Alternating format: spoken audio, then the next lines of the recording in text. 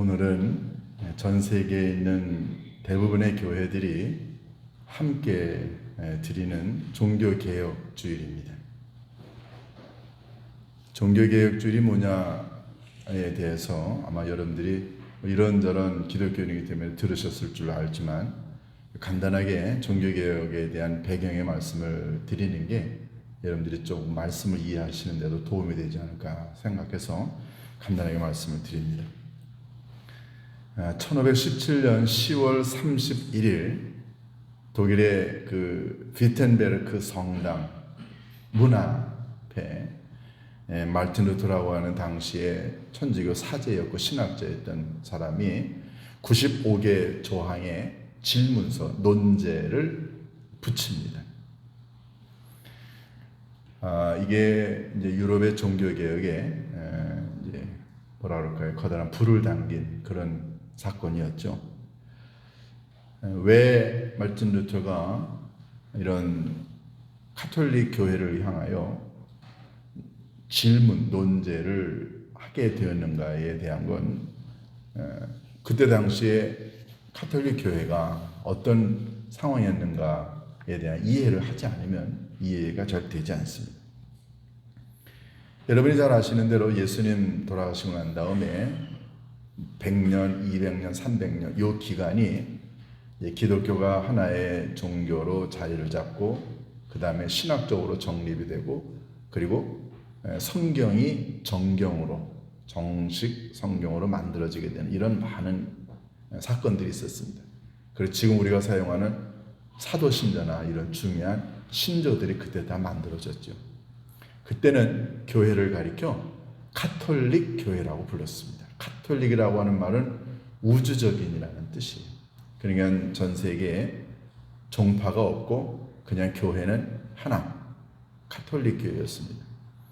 근데 이게 1100년, 1200년대까지 돌아오면서 많은 그 신학적 문제들을 안게 됩니다. 성경이 없는 많은 신학적 이런 내용들이 교회가 그거를 만들면서 그래서 원래 성경이 없는 많은 내용들이 가미가 되기 시작했습니다. 신학적으로 문제가 생긴 것과 함께 이제 교회가 타락하기 시작했습니다. 교회의 타락이라고 하는 말은 곧 사제들과 교회 지도자들의 타락이었습니다. 사제들의 불륜과 그리고 횡령, 재산 축적, 그리고 교회가 백성들 앞에 군림하고 심지어는 황제가 교황 밑으로 들어오게 되는 이런 중세 교회의 타락이 시작이 됐습니다. 무엇보다도 하나님의 말씀에서 벗어난 많은 성례, 이런 신학적 내용이 이제 교회가 만든 이런 신학적 가르침으로 만들어지면서 교회가 만든 법이, 교회가 만든 논리가 성경의 논리를 뛰어넘게 됐습니다. 이런 많은 모순을 경험하게 된 여러 신학자들, 유럽에 특히 프랑스나 영국이나 독일이나 네덜란드나 이런 많은 나라의 신실한 신학자들이 교회의 타락과 그리고 신학적 문제 이걸 그냥 놔둘 수는 없지 않겠느냐 해가지고 나라마다 산발적으로 종교개혁 운동이 일어났습니다. 여기에 결정적인 불을 붙인 게 말틴 루터였습니다. 1517년 10월 31일 그가 비텐베르크 성당 문에 못으로 커다란 종이에다가 95개 논제를 하고 카톨릭 교회요 한번 이야기해 봅시다. 뭐가 잘못된 것인지. 이렇게 해서 종교개혁이 요원의 불길처럼 번져나가게 됩니다. 그 전에도 종교개혁이 산발적으로 있었지만 인쇄술의 발달로 인하여 이 마틴 루터가 쓴 95개 논제뿐만 아니라 많은 카톨릭 교회를 비판하는 내용들이 인쇄가 되어 많은 유럽에 있는 사람들에게 전파가 되면서 그때부터 이제 카톨릭 교회의 문제점이 드러나기 시작을 했습니다. 이렇게 해서 유니버셜 처치, 우주적인 교회라고 하는 카톨릭 교회에서 지금 우리가 사용하고 있는 모든 신학적 논제들을 알고 있고 그것이 진리라고 여겼던 종교 개혁자들이 그래서 뛰쳐나와 이제 하나의 그 신앙적 새로운 운동을 갖게 됐죠. 그래서 생겨난 게 바로 기독교입니다. 천주교는 본인들이 가장 중요하고 지금도 그렇다고 여기지만 마틴 루터를 중심으로 해서 많은 종교개혁자들의 논제에 의하면은 가톨릭 교회는 성경 위에 군림했습니다. 교회가 하나님보다 더 높았고요. 교황제도를 만들어 많은 사제들을 다스리고 그리고 횡령과 부패와 타락으로 일관되었던 중세 교회. 결국 하나님의 말씀으로 진리로 은혜로 믿음으로 되돌아가야 된다라고 하는 이런 오직 믿음으로 구원받는데 믿음으로만 구원받는 게 아니라 행위가 있어야 된다고 하는 것에 대해서 마틴 루터는 구원은 오로지 믿음으로 되는 거다. 구원은 오로지 하나님의 은혜로 되는 거다.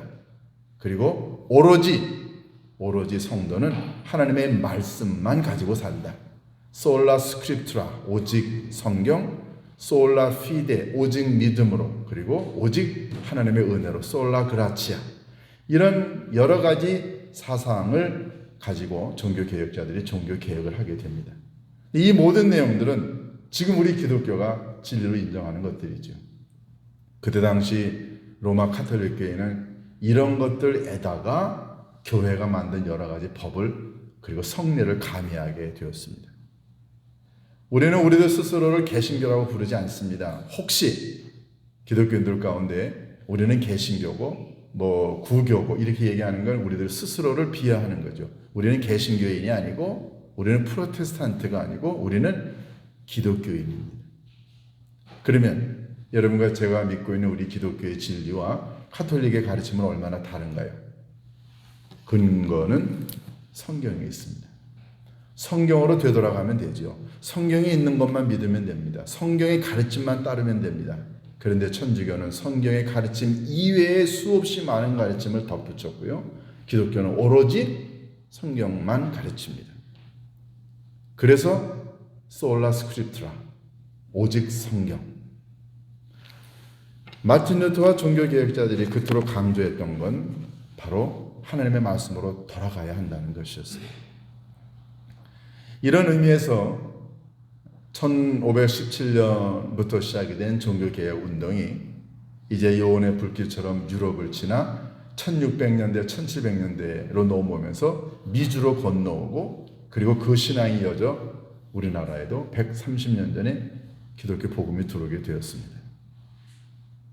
종교개혁은 1517년에 시작이 된 운동이었지만 사실은 종교개혁은 매일매일 교회와 신앙인들이 담고 해결하려고 노력해야 되는 커다란 과제가 아닌가요? 이런 의미에서 종교개혁이 여러분과 제게, 우리에게 도전하는 내용은 뭔가요? 우리는 이런 역사적인 배경을 뒤로 하고 그 옛날 이스라엘의 왕들이 많았는데 그 중에 요시아라고 하는 이 왕이 행했던 종교개혁은 어떤 것이었는가? 우리가 오늘의 이 본문을 통해서 우리들 오늘날 예수님 사후 2000년이 지난 오늘날 여러분과 제가 삶에서 믿음에서 어떤 의미의 종교개혁을 해야 되는가? 이런 말씀 한번 좀 들어보았으면 좋겠습니다. 오늘 이 본문의 말씀을 좀 배경을 말씀드리죠.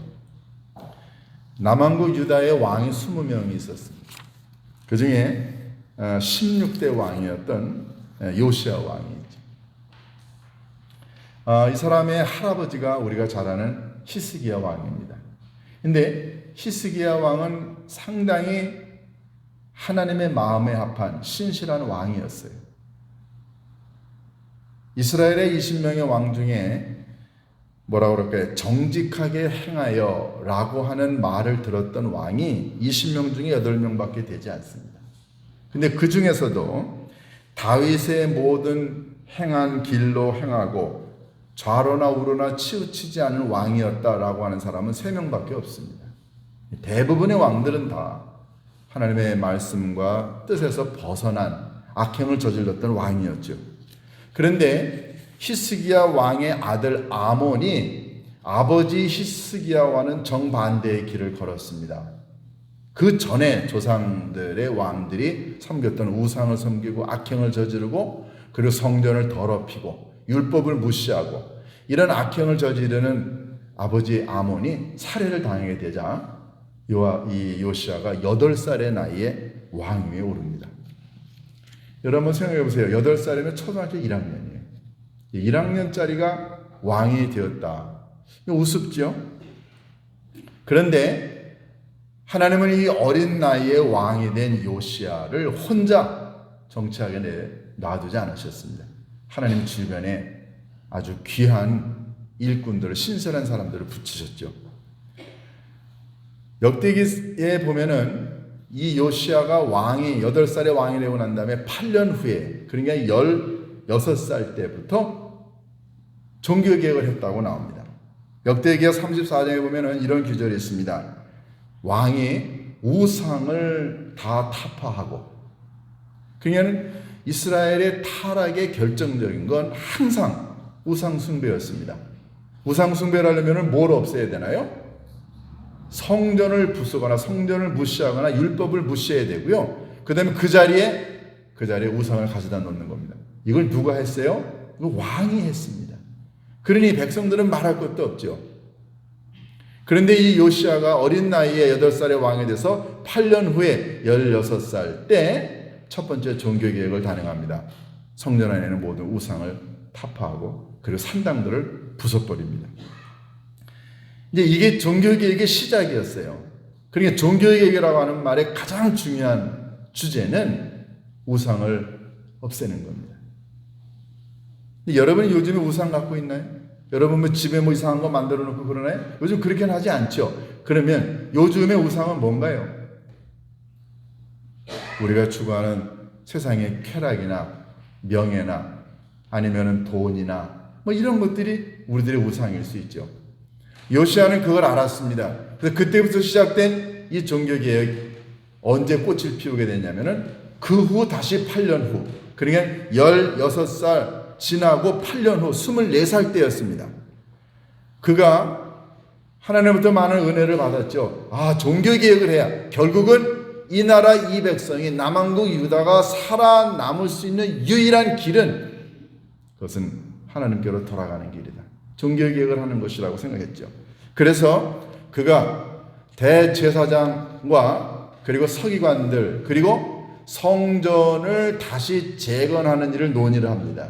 왜냐하면 왕들이 하나님을 잘 섬겼을 때에는 성전이 그런대로 그 기능을 담당을 했는데 왕들이 하나님을 버리고 우상 숭배하게 되면서부터 성전이 점점점 그 기능을 잃게 됐습니다. 거미줄이 쳐지고 성전에 있는 율법책이 어디 온데간데도 없고요 말이에요. 대제사장도 제 역할을 감당하지 못합니다.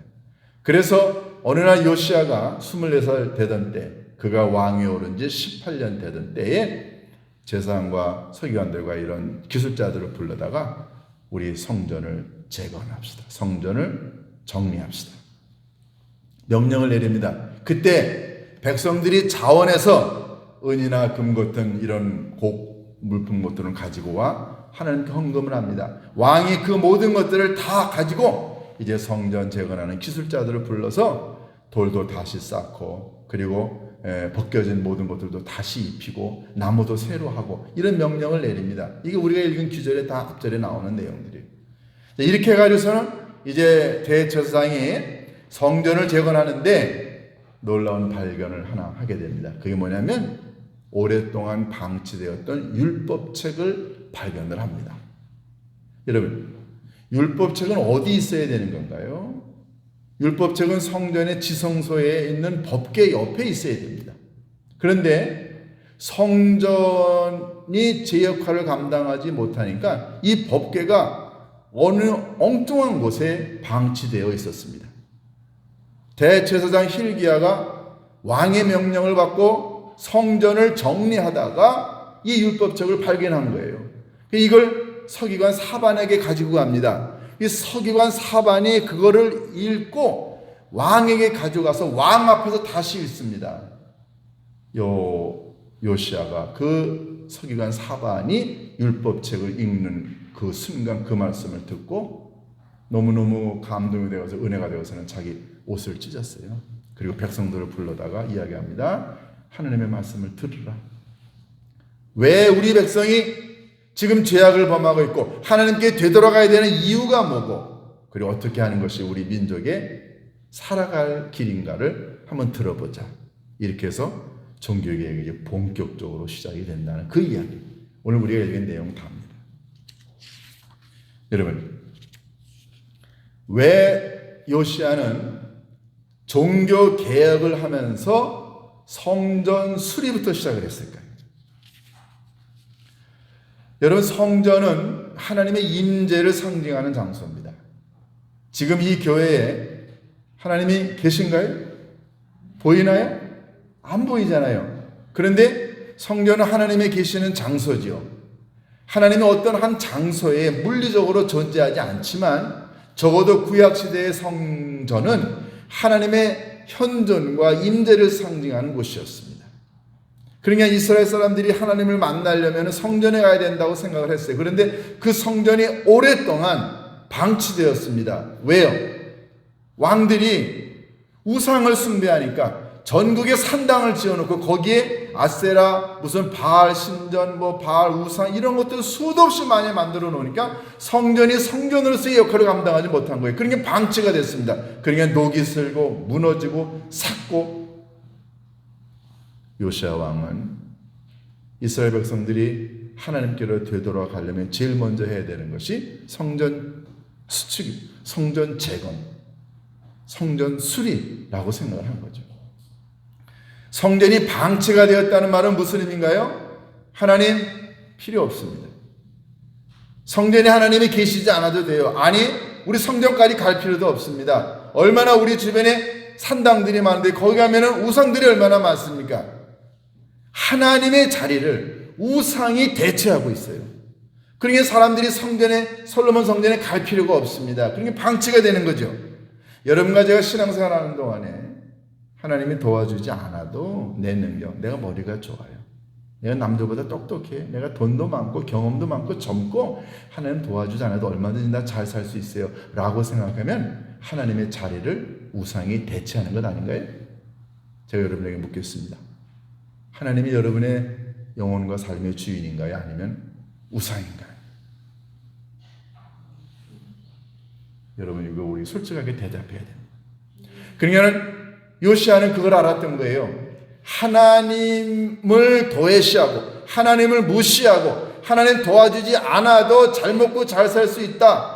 우리가 좀 힘들면 그러면 이집트한테 도와달라고 그러고 누구한테 도와달라고 하면 돼. 라고 하는 생각, 하나님 대신에 우상이 사람들이 이웃나라가 도와줄 수 있을 거라고 생각하게 되면 성전 하나님 필요 없습니다. 야, 매주일 교회 가서 예배 드리지 않아도 돼. 너 능력 있잖아. 하나님께 기도하지 않아도 내 능력으로 얼마든지 살아갈 수 있지 않아? 그러면 교회 필요 없고 하나님 필요 없고요. 다 우상으로 인해서 살아가는 사람들 아닌가요? 종교개혁의 제일 중요한 것은 하나님이 계신 성전을 정화하는 겁니다. 그러면 오늘날의 성전은 뭔가요? 너희는 알지 못하느냐? 너희는 성령이 거하시는 전이니라. 여러분과 제 마음과 영혼 이 안에 하나님이 계시죠? 우리가 성전입니다. 그러면 종교개혁은 내 믿음의 개혁은 어디서부터 올까요? 그것은 다름이 아니라 내 마음과 영혼의 성전을 청소해야 합니다. 맨날 이 안에 욕심과 세상의 쾌락과 우상의 분노의 미움의 돈의 쾌락에 사로잡혀가서 그냥 돈 쾌락 세상의 재미 분노 미움 이런 것으로 가득 차 있는 우리의 이 영혼의 성전 하나님이 계셔야 될 이 자리에 돈이 쾌락이 미움이 분노가 이 안에 차 있다고 한다면 우리가 그 마음의 성전부터 깨끗하게 하는 게 우리 개인의 영적인 종교개혁 아닌가요? 요시야는 그걸 알았습니다. 성전부터 재건하자. 여러분 매일매일 살면서 하나님이 계시는 내 마음의 성전, 그러면 하나님이 정말로 계신다고 생각하면 하나님께 물을 거 아니에요. 하나님 뜻이 뭔가요? 하나님 이렇게 해도 괜찮을까요? 하나님 내 능력으로 내가 살아가는 게 아니고 하나님의 도우심과 하나님의 인도하심으로 밖에 내가 살아갈 수 없다라고 고백을 하게 되는데, 이 안에 이 영혼 마음의 성전에 우상이 가득 차 있으면 맨날 돈한테 사람한테 쾌락에 의존하게 되지 않을까요? 하나님은 여러분과 저에게 오늘 종교개혁주를 맞아서 너 마음의 성전을 청소하라고 이야기하십니다. 두 번째, 아주 중요한 내용 요시아가 합니다. 그것은 종교개혁을 혼자 하지 않고 대제사장을 부르고 서기관 사반을 부르고 그 다음에 성전을 수리하는 모든 기술자들을 다 부르고, 그리고 가장 중요한 것, 백성들이 자원해서 가지고 온 은으로 이 모든 걸 하라. 여러분 개혁은요 혼자 가능하지 않습니다. 아무리 왕이 의지를 가지고 있어도 대제사장이, 서기관들이, 지도자들이, 백성들이 함께하지 않으면 안 되는 거예요. 그래서 이 종교개혁의 이야기를 가만히 읽어보게 되면 모든 사람들이 함께했다는 게 나옵니다. 4절, 5절에 보면 너무너무 잘 나와요. 여러분 신약성경에 보면은요 사도 바울이 이런 얘기를 합니다. 너희는 알지 못하느냐? 교회는 그리스도의 몸이라고 했어요. 몸은 모두가 다 연결이 되어져 있습니다. 우리가 발끝이 아프면은요 온몸이 아파요. 왜냐하면 연결이 되어 있기 때문에 그렇습니다. 그래서 사람이 건강하다라고 하는 건 몸의 모든 부분이 다 정상적으로 돌아갈 때 건강하다는 거죠. 그러니까 요시아가 종교개혁을 할 때 혼자 하지 않고 종교인, 그 다음에 기술자, 백성, 서기관, 왕, 모든 사람들이 함께 힘을 모아서 했다는 거예요. 그 말은 종교개혁이 가능하려면 교회의 목회자부터 시작을 해서 교인들 모두가 다 한 명도 예외 없이 우리 한번 변해보자, 우리 한번 바꿔보자, 우리 한번 동참해보자 라고 마음을 먹을 때 가능한 것입니다. 교회가 바자회를 하건 아니면 뭐 6K 뭐 걷는 걸 하건 사랑의 김장을 하건 아니면 선교를 하건 뭘 하건 간에 관계없이요 한 교인도 예외 없이 호주머니를 털고 시간을 내고 눈물을 내고 땀을 흘리고, 이게 동참이죠. 너나 할 것 없이 다 동참할 때 무슨 일이 가능한 거지? 뭐 돈 있는 사람 몇몇 사람이 헌금하는 게 낫지 왜 많은 사람 고생시키느냐? 그럴 수 있어요. 하나님이 원하시는 건 모든 사람들이 서로 연결이 되어서 함께 동참하라는 거죠. 여러분 왕이 아무리 얘기해도 대제사장이나 서기관이나 백성들이 그리고 기술자들이 움직이지 않았으면 종교개혁 가능하지 않았습니다. 하나님이 원하시는 것은 함께 가자는 거죠. 그래서 요시아의 종교개혁이 어마어마한 반향을 일으키는 겁니다.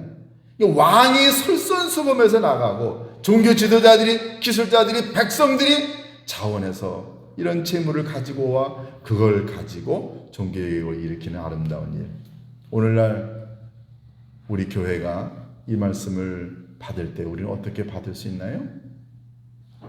제가 여러분과 우리 교회를 자랑스럽게 여기는 이유가 우리 큰 공동체 아닙니다. 그런데 중요한 건 우리 교회는 뭘 하면 교인들 대다수가 참여해요. 이게 강점입니다. 작지만 강한 건 언제 가능하냐면요 작은 공동체가 힘을 모을 때입니다. 힘을 모을 때. 여러분 화살이 100개 있는데요 하나하나씩 놓고 보면 화살 얼마든지 부러뜨릴 수 있어요. 그런데 여러분 화살대 3개만 모아보세요. 여러분 부러뜨리지 못합니다. 모이면 강해집니다. 저는 우리 교회가, 특별히 한국 교회가 정말로 작지만 강한 신실한 교회들이 많아지고 이들이 연대하게 되면 한국 교회 개혁 가능합니다. 세 번째, 요시아는 종교개혁을 어떻게 했나요? 이제 서기관 사반이 들고 온 하나님의 말씀을 들을 때 오늘 본문 10절에 보면 뭐라고 그랬습니까? 서기관 사반이 왕에게 말하여 이르되 제사장 hil기야가 내게 책을 갖고 왔습니다 하고 사반이 왕의 앞에서 읽으면 11절 왕의 율법책의 말을 듣자 곧 그의 옷을 찢었다 그랬어요. 여기서 발견한 이 율법책은 뭘 의미하나요? 일반적으로 학자들은 아마 이게 모세 오경이었을 거라고 보는 거예요. 이게 왜 방치가 됐을까요? 그러니까 전 왕들이 아마도 므낫세나 그 이전의 왕들이었겠죠. 이 왕들이 우상 숭배하니까 그리고 나니까는 하나님의 말씀을 가볍게 여기니까 아마도 제사장들 중에 누군가가 이러다가는 왕이 저 십계명 저 율법책까지 없애버리겠다라고 무서워서 두려워서 아마 제사장들이 몰래 이걸 숨겨놨던 것 같아요. 근데 이게 오래되다 보니까 도대체 어디 있는지도 모르는 거예요. 이 율법책을 들고 사반이 읽으니까 요시야가 그 하나님의 말씀을 듣고 너무너무 마음에 감동이 되고 찔림을 받아서 옷을 찢었더라. 구약시대 때 옷을 찢는 건 두 경우입니다. 첫 번째는 화날 때 옷을 찢었어요. 분노가 치밀어 오를 때 옷을 찢었어요. 그런데 구약성경에 많은 경우 하나님 아버지 앞에서 옷을 찢을 땐 내가 너무너무 더럽고 추한 죄인임을 깨달을 때 옷을 찢었어요. 옷을 찢는다는 말은 무슨 뜻인가요? 그 마음을 찢는 거예요. 내가 정말로 냄새나는 더러운 인간이었구나. 여러분 더러운 옷 입고 있으면 그거 가만히 있겠어요? 빨리 벗어버릴 거 아니에요. 그러니까는 하나님의 말씀을 들으니까 이 말씀 앞에 서니까 내가 정말로 냄새나는 쓰레기였구나. 나와 우리 백성이 얼마나 죄를 지은 인간이었구나. 그걸 깨닫게 되니까 회개하는 의미로 요시야가 옷을 찢습니다. 여러분 옷을 찢는다는 말은요, 이것은 내 마음과 내 생각과 내 가치관과 내 뜻과 이 모든 것들을 찢어버린다는 거예요. 여러분 찢어지게 되면은 다시 못 씁니다. 버린다는 뜻이에요. 옷을 찢는다는 말은 더 이상 과거의 삶으로 되돌아가지 않고 이제는 새 옷을 입겠다는 거죠. 그러니까 요시야는 어린 나이에 왕이 되어가서는 이 종교개혁을 하면서 마음의 옷을 찢으면서 다짐을 합니다. 이 나라 이 백성이 변화되는 길은 하나님의 말씀의 옷을 입는 길밖에 없다는 거죠. 마음과 생각이 얼마나 더럽고 추악했는가. 그런데 우리는 마음의 옷을 찢나요? 이게 문제입니다. 마음의 옷을 찢는다는 말은 자기를 부정하는 거거든요. 자기를 내려놓는 거 아닌가요? 철저하게 회개하는 모습이 바로 옷을 찢고 마음의 옷을 찢는 거예요. 우상숭배와 배교와 타락과 성창들 그리고 타락한 사회 사람들 모든 백성들 이 죄악으로부터 하나님께로 돌아가자. 하나님의 뭘로 돌아가자는 거예요? 말씀으로 돌아가자. 왜냐하면 말씀을 들을 때 깨달음을 왔잖아요. 결국 종교개혁의 가장 중요한 건 말씀으로 돌아가는 겁니다. 요시야와 이스라엘 백성들의 종교개혁의 정점은 하나님의 말씀을 듣고 요시야가 회개하고 난 다음에 백성들을 불러 모았습니다. 그러면서 13절에 뭐라 그러나요? 너희는 가서 나와 백성과 온 유다를 위하여 이 발견한 책의 말씀에 대하여 여호와께 물으라 그랬어요. 여호와께 물으라. 하나님, 제가 어떻게 살아가는 게 내 삶의 개혁을 가지고 오는 건가요? 하나님의 뜻이 뭔가요? 여러분 하나님께 묻나요? 우리 하나님께 나아가서 물어야 됩니다. 하나님께 나아가서 묻는다는 말은 내가 하나님의 말씀 앞에 무릎을 꿇겠다는 거죠. 결국 개인 종교 개혁의 정점은 여러분과 제가 말씀으로 돌아가는 겁니다. 여러분과 저를 변화시킬 수 있는 건 사람이 아닙니다. 많은 사람들이 힘들고 어려우면 사람에게 쫓아가요. 도와달라고. 저도 그랬어요. 저도 지금도 나약한 인간의 모습일 때는 사람에게 의지합니다. 집사님, 장로님, 권사님 도와주세요. 근데 그럴 때마다 하나님이 이야기하십니다. 너 그럴 시간 있으면 나한테 엎드려 기도하고 나한테 도와달라고 그러지 왜 사람한테 가서 도와달라고 그래? 간혹가다 제가 제 아내한테 가서 혼납니다. 여보, 사람한테 부탁하지 마. 하나님께 부탁해. 그때는 저보다도 제 아내가 믿음이 더 좋아요. 근데 정말 그때 깨닫습니다. 사람에게 의지할 도울 힘이 없는 방백들에게 의지하지 말자. 말씀 앞으로 돌아가면 하나님이 길을 보여주십니다. 결국 말씀 중심으로 살아가는 길이 내가 내 영혼과 삶을 개혁하고 변화시키는 결정적인 겁니다. 솔라 스크립트라, 오직 말씀으로. 사랑하는 교회 여러분, 말틴 루터가 종교개혁을 하면서 이게 요원의 불길처럼 번지게 된 결정적인 이유는 구텐베르크가 만든 인쇄술의 발달이었습니다. 그때부터 성경이 막 찍혀지기 시작했어요. 그런데 그때까지 성경은 누구만 읽었습니까? 사제들만 읽었어요. 백성들은 우매하기 때문에 성경을 읽을 수가 없다. 왜냐하면 읽으면 자의적으로 해석하기 때문이다. 그래서 오로지 성경 해석은 사제들에게만 있다. 그래서는 일반 백성들에게 성경 주지 않았습니다. 성경 읽을 수 있는 사람이 아무도 없었어요. 그런데 구텐베르크의 인쇄술이 발달하면서 성경이 막 찍혀지면서 사람들이, 일반 성도들이 성경을 읽기 시작했습니다. 그때 아니 성경에 이런 얘기가 있었는데 왜 교회는 가르쳐주지 않았느냐, 왜 성경에 없는 것들을 가톨릭 교회는 하고 있느냐, 이때부터 사람들이 깨닫기 시작했습니다. 결국 말씀으로 되돌아갈 때 종교개혁이 성공할 수 있었습니다. 여러분과 제가 믿음 생활하는 동안에 우리의 영혼의 개혁이 가능하려면 말씀으로 돌아가야 돼요. 매일매일 말씀 가까이 하고 말씀 듣고 예배드리는 이것이 우리 모두의 영혼의 개혁을 가져올 수 있는 길. 그래서 오늘 제가 설교의 제목을 말씀을 다시 찾아야 합니다. 말씀 가까이에서 여러분과 저의 우리 모두의 영혼의 개혁이 열매 맺게 되기를 주님의 이름으로 축원합니다. 기도하십니다. 고마우신 아버지 하나님, 오늘 종교개혁주의를 맞아 우리들 자신의 영혼의 개혁을 한번 되돌아봅니다. 하나님, 우리 안에 얼마나 우상이 많았나요? 얼마나 우리 마음의 성전을 가볍게 여겼나요? 말씀으로 되돌아가기보다 사람에게 도울 힘이 없는 세상에 있는 사람들에게 의존했던 우리들 자신을 용서하여 주옵소서.